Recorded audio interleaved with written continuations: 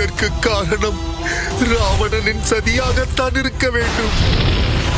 சதி எனும் சதுரங்க காயை நகர்த்தாமல் அந்த ராமன் லட்சுமணனுக்கு என்ன நடந்திருக்கும் என்று யாரும் யூகித்திருக்க மாட்டார்கள்.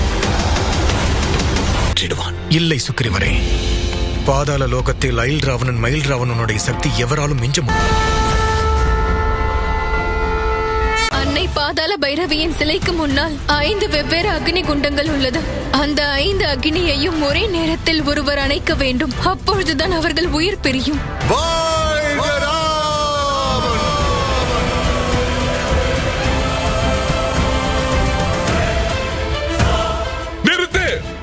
செல்வதற்கு முன்பு நீங்கள் ஒரு விஷயம் தெரிந்து கொள்ள வேண்டியது அவசியம். நான் கூறிய 5 அக்னிகளை அழித்தால் மட்டும் அவர்களை கொன்றுவிட முடியாது.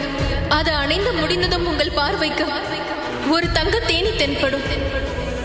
அந்த தேனிக்குள் தான் அயல் ராவணனின் உயிர் அடங்கியுள்ளது. அந்த தேனியை அழித்து விட்டால் அயல் ராவணன் முழுமையாக அழிந்து விடுவான். அது மட்டும் நடைபெற்று விட்டால் அயல் ராவணன் அவன் சக்தியை முழுமையாக இழந்து விடுவான். அந்த அசுரர்களை ராமனின் தூதன் அழித்திருப்பார். வாழ்க ராமன்!